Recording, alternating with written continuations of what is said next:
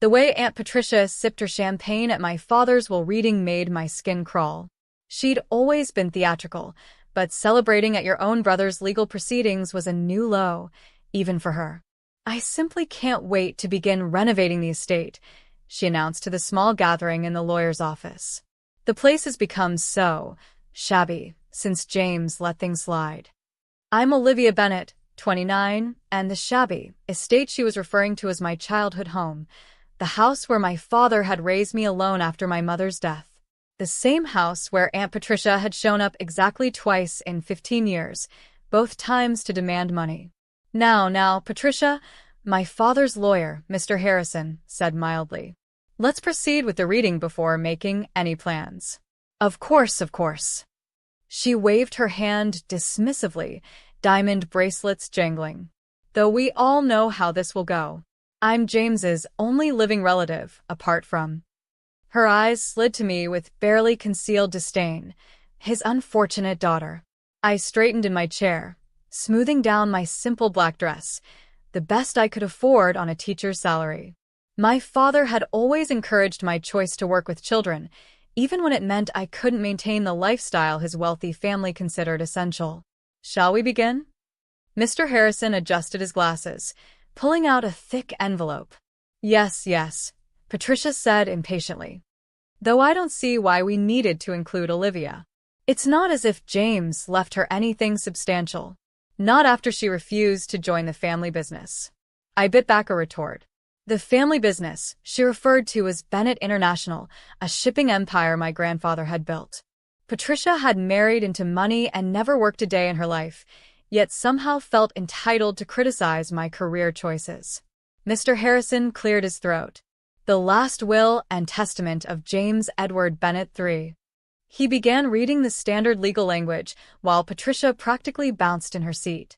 "To my sister, Patricia and Rothschild," Mr. Harrison continued, "I leave my collection of family photographs and personal correspondence." The champagne glass froze halfway to Patricia's lips. "I'm sorry, what?" "The photos and letters only," Mr. Harrison repeated calmly. "No property, no financial assets." "This is absurd." Patricia's voice rose shrilly. "I'm his sister. His only sibling. That estate is worth millions. The company's shares alone are not mentioned in this document," Mr. Harrison interrupted. "Shall I continue?" Patricia's face had turned an interesting shade of red. "There must be some mistake. That little nobody can't possibly—" "That nobody is my goddaughter." A new voice spoke from the doorway. We all turned to see Robert Chin, my father's oldest friend and business partner, walking into the room. "And I suggest you watch how you speak about her." Patricia's eyes narrowed. "Bobby. "I might have known you'd show up to interfere. You always did take their side." "Their side?" Robert raised an eyebrow. "You mean James's side? The side of the man who actually built something instead of just spending other people's money?" "How dare you? I'm a Bennett by blood." "And that's all you are," Robert said coldly. "James saw through you years ago. Why do you think he never gave you a position at the company?" Mr. Harrison cleared his throat again. "If I may continue? There is a second document to be read." Patricia's head snapped around. "A second will?" "No," Mr. Harrison smiled slightly. "A letter, written by your father, Alexander Bennett, dated 1 month before his death 12 years ago." Now it was Patricia's turn to pale. "Daddy's letter? But that was supposed to be destroyed." Clearly it wasn't. Mr. Harrison opened another envelope. "This letter details the true ownership structure of Bennett International and all associated family assets." I leaned forward, curious despite myself. I'd never known much about the family business. My father had always kept that separate from our home life. "According to this document," Mr. Harrison continued, "Alexander Bennett created a complex trust structure before his death. The apparent ownership of company shares and properties was merely a facade. The true ownership was hidden in a series of offshore accounts and shell companies." Patricia's hands were shaking so badly she had to set down her champagne glass. That's not possible." "Oh, but it is," Robert stepped forward. "Your father was a brilliant businessman, Patricia. He saw exactly what you were, a spoiled, entitled woman who would destroy everything he'd built. So he made sure you'd never get the chance. Mr. Harrison nodded. The letter stipulates that the trust would remain secret until both Alexander and James Bennet had passed away. At that time, all assets would transfer to the designated heir. Which is me. Patricia stood up triumphantly. I'm the last Bennet. Actually, Mr. Harrison's eyes met mine. The designated heir is Olivia Marie Bennet. The champagne glass slipped from Patricia's hand, shattering on the floor. No, that's impossible. She's just a teacher. She knows nothing about business. That's where you're wrong, Robert said quietly. James has been training her all her life. She just didn't know it. My mind was spinning. What? What are you talking about? Robert smiled warmly. All those summer jobs at Bennett International? The internships? The casual conversations about shipping routes and international trade? Your father was preparing you, Olivia. He just did it in a way that let you make your own choices. Memories flooded back, filing paperwork in the company offices, sitting in on meetings, listening to my father explain complex business concepts as we ate dinner. I'd absorbed it all, without realizing its significance. The total value of the trust, Mr. Harrison continued, including Bennett International, real estate holdings, and various investments, is approximately $12 million. Patricia made a choking sound. $12 million. That's just the liquid assets, Robert added. Bennett International itself is valued at closer to $50 million. My aunt grabbed the letter, her eyes frantically scanning the pages. This can't be legal. I'll contest it. I'll contest what? Robert asked mildly. Your father's clear wishes? The carefully documented trust he created? The decades of financial records showing exactly how he structured everything. But, Patricia looked around wildly, then pointed at me. She doesn't deserve it. She's been living like a commoner, working a menial job. She's not fit to run Bennett International. I stood up slowly, something my father once told me finally making sense. Do you know what Dad said when I told him I wanted to be a teacher? He said, the best leaders are the ones who understand people, not just profits. I thought he was just being supportive. Now I understand he was teaching me the most important lesson of all. And what's that? Patricia sneered. That true wealth isn't about money or status. It's about creating value, building something meaningful, making a difference in people's lives. I turned to Mr. Harrison. I accept the inheritance, but with conditions. Conditions? Patricia's voice was shrill. You don't get to set conditions. Actually, she does, Robert smiled. She owns everything now. I took a deep breath. First, the estate stays exactly as it is, a memorial to Dad and everything he built. Second, Bennett International will establish a foundation to support education initiatives in underserved communities. Patricia laughed bitterly. Going to give away your inheritance to charity? Typical bleeding heart. No, I cut her off. I'm going to use it to create opportunities just like Dad did. The company will continue to grow and prosper, but now it will help others do the same. You'll destroy everything. Patricia shrieked. You know nothing about running a business.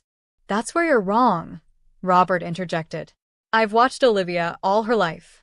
She has James's business instincts and her mother's compassion. She'll be brilliant. Mr. Harrison pulled out more documents. There are some papers to sign, Miss Bennet. And may I say, your father would be very proud of how you're handling this. As I began signing, Patricia made one last desperate attempt. I'm still a Bennet. You can't just cut me out completely. I paused, pen hovering over paper. You're right. You are a Bennet. So I'll offer you what Dad would have, a chance to earn your way.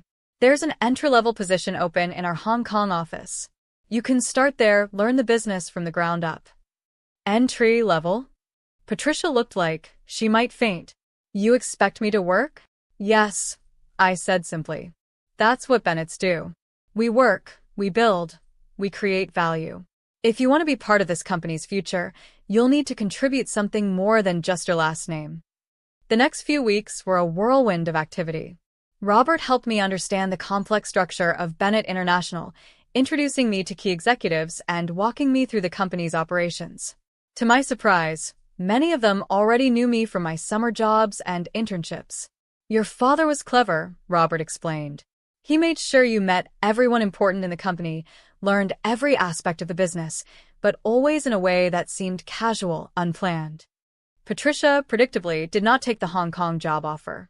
Instead, she hired a team of lawyers to contest the inheritance.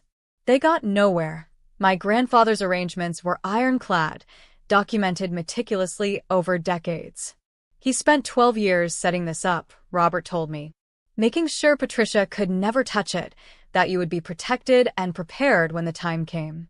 The estate, contrary to Patricia's claims, was far from shabby. Dad had maintained it perfectly, preserving our family home while quietly building an empire. My childhood bedroom was exactly as I'd left it, including the wall covered in shipping route maps I'd drawn as a teenager, another part of Dad's subtle education program. 1 month after the will reading, I called my first board meeting as CEO of Bennett International. Patricia showed up uninvited, probably expecting to find me overwhelmed and out of my depth. Instead, she walked into a detailed presentation about the company's 5-year expansion plan, including the new educational foundation. The board members, many of whom had known me since childhood, were enthusiastically supportive. This is ridiculous, Patricia interrupted halfway through. She's turning a shipping company into a charity. Actually, one of the oldest board members spoke up. She's expanding our market presence while creating goodwill and future opportunities. It's exactly the kind of innovative thinking that made her father successful. Patricia stormed out, but I barely noticed. I was too busy discussing logistics with our operations team, using knowledge I'd accumulated over years without realizing it. That evening, as I sat in Dad's old office, my office now, I found a letter he'd left in the desk drawer. My dearest Olivia, if you're reading this, then everything has gone according to plan. You're probably wondering why I never told you about the inheritance, the trust, all of it. The truth is, I wanted you to become your own person first, to find your passion and follow it without the weight of expectations. Your grandfather and I watched Patricia become consumed by wealth she didn't earn, twisting her into someone who valued money above all else. We didn't want that for you. So we created this plan to let you grow, learn, and develop your own strength before taking on the family legacy. Your choice to become a teacher showed me we'd made the right decision. You understood instinctively what Patricia never did, that true success comes from creating value for others, not just yourself. Everything I did, the summer jobs, the conversations about business, even supporting your teaching career, was to prepare you for this moment. Not by forcing you into a mold, but by letting you develop the skills and character you'd need. The company is yours now, along with everything else. But the real inheritance isn't the money or the business. It's the values that built them. Hard work, integrity, compassion, and the understanding that wealth is a tool for creating positive change, not just personal comfort. I know you'll make me proud. You already have. All my love. Dad. I wiped tears from my eyes as Robert knocked on the door. Everything okay?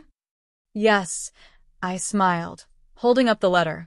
Just getting some final advice from Dad. He planned this perfectly, you know, Robert said, sitting down. Even Patricia's behavior. He knew exactly how she'd react, how it would show everyone the wisdom of his choice. I still can't believe he managed to keep it secret all these years. Your father was a master of playing the long game. While Patricia was focused on the obvious wealth, he was quietly building something much more valuable, a legacy of positive impact. The next day, I visited the elementary school where I'd been teaching. My students were sad to hear I was leaving, but excited about the new educational foundation that would provide resources for their school. "Will you still visit us, Miss Bennett?" one little girl asked. "Of course," I promised. "In fact, I'm going to work on bringing more opportunities to schools just like ours. Sometimes the best way to help isn't by staying in one classroom, but by creating many classrooms." As I left the school, I caught a glimpse of Patricia sitting in her parked car, watching. I walked over and knocked on her window. "The Hong Kong offer is still open," I said when she rolled it down. Or, if you prefer, we have positions in Singapore, Dubai, even here in New York. But you'll have to start at the beginning, learn the business properly. Why are you doing this? She demanded. Why not just take your millions and live in luxury? Because that's not what Bennetts do, I replied. We build things, create opportunities, make a difference. Dad taught me that, even if I didn't realize it at the time.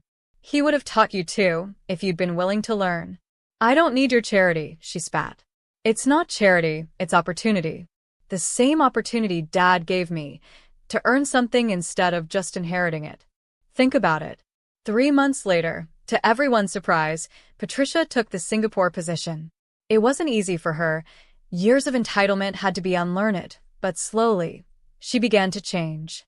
Your father would be amazed, Robert told me after Patricia's first successful project. He never thought she'd actually do it. Maybe she just needed the right motivation, I replied. Sometimes, losing everything helps you find what really matters. A year after the will reading, Bennett International had grown by 30%. The Educational Foundation was supporting programs in 12 countries.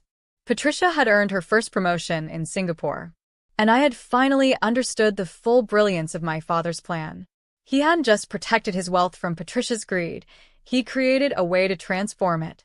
By letting me develop separate from the family money, by supporting my choice to teach, by quietly preparing me without pressuring me, he'd ensured the company would become something more than just a profitable business. The $12 million that had so enraged Patricia? That was just the beginning. The real value was in the opportunity to make a difference, to build something meaningful, to create positive change on a global scale. As I sit in my office now, looking out over the New York harbor where Bennett ships come and go, I think about the different kinds of inheritance a person can receive. Money and property are one thing, but the real legacy my father left me was the understanding that true wealth lies in what you give, not what you have. Patricia never understood that, which is why she couldn't inherit the company. But now, watching her learn and grow in Singapore, I think maybe she's finally beginning to get it. The champagne glass she shattered at the will reading? I had it framed, along with Dad's letter and a photo of him teaching my first grade class about ships. It reminds me every day that sometimes the best revenge isn't in defeating your enemies, but in showing them a better way. And as for that shabby estate, it's now home to the Bennett Foundation's headquarters, where we develop educational programs and opportunities for underprivileged children around the world. The gardens Patricia wanted to renovate are now a learning center where kids can study nature and science. Dad would have loved it. After all, he spent decades planning not just for the preservation of his wealth, but for its transformation into something more meaningful. That's the real $12 million secret he left me, the understanding that money is just a tool, and its true value lies in how you use it to impact others. Patricia may have come to the will reading expecting to inherit millions. Instead, she's inheriting something far more valuable, the chance to learn what it really means to be a Bennett. And me?